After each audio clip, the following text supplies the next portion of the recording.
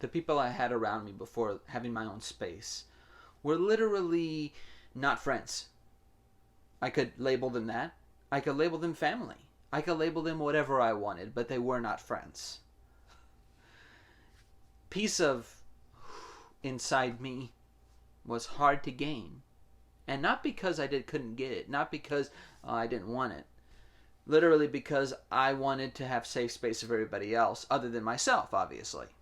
As such, we come to the conclusion that the people around me before did not want a safe space for me. They wanted to be bullies. They wanted to be everything they wanted. And be conditional to me. Biggest one, last person I talked to on the phone that was part of my blood said this: I love you, but I just don't like you right now. Okay. That's conditional. That's not unconditional love. No matter how much you don't like something, a person doesn't like something, they will make room for it when they care and love someone unconditionally. They will make room for that because their love is not compromised by whether they like something or not. It literally means that I'm a piece of entertainment to them. And to everyone.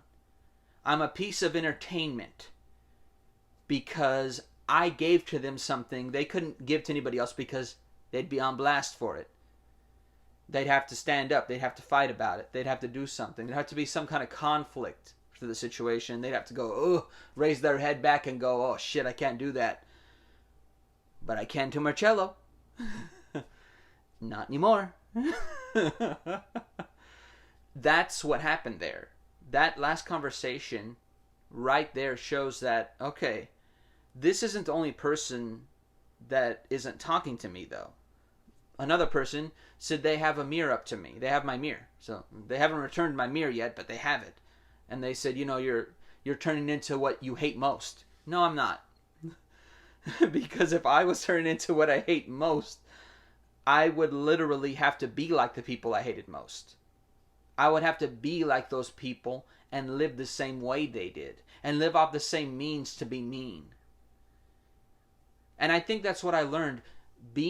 Setting boundaries is seen as mean to some people. They're like, why would you do that to me? Well, no, I'm doing that for me, not for you. I did so much for you. Now I have to set boundaries so I can't do anything for you like that and take care of my damn self. And that's the biggest joke, because once you pull that around to yourself and care about yourself and love myself, there's this I can't talk to you laryngitis that exists now because of that. And I love it, because to me that means there is no attainability to say, you know what, I love you, Marcello, for who you are. That's different. That sentence has not been spoken from these people that I've spoken about. And that I lost these friends because they weren't friends, actually. I could have labeled them friends. Maybe I did think of them as friends. And at the same time, they didn't want that because, well, why would you start asking these kind of more deepening questions? Well, because I actually want to have a fulfilling relationship with you more deeply than what I could have done when I was living at home, giving everybody else a safe space. You don't have room for your own safe space to ask these questions when you literally are making a safe space for every fucking person that doesn't give you a safe space. And that's what exactly happened. The turmoil of that is that most people wouldn't do that. And that's where the disingenuousness of feeling like you're being taken advantage of. Don't be taken advantage of. Speak up for yourself. How about you tell someone who's speaking up to me to not speak up like that to me, or else, I guess I'm going to point out an episode of a show I do remember. Maybe not everybody's favorite, but I remember Roseanne in one episode where the boyfriend of Sarah's character, I think, the curly-haired, black-haired one. I forgot their names right now for some reason, but what happened was the mom was just screaming furiously at him because of some reason. Whether, I think because of that he's a boyfriend to that girl, to the neighbor, to Roseanne's daughter. And Roseanne was right there and said, you know what? He's not going to stay here anymore, and boom. And I know it's kind of like, how can that happen so easily? Yeah, you're right. But I think that's the thing.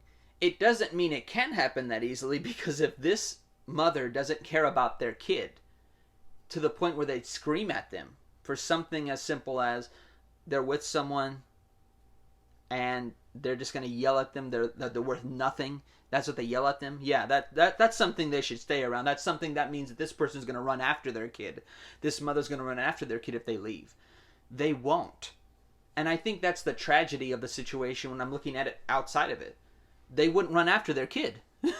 That's it. Because if they're going to scream at their kid, they're worthless. If they're going to scream at their kid like that, what the fuck do you imagine they're going to be like if their kid's gone? They're going to run after them? Really? Why? Give me a reason to say, like, maybe that was the thing. The fear.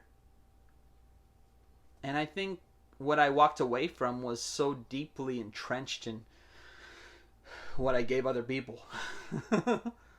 I wanted that safe space. And I thought by giving it, I'd get it. That's not how you do it.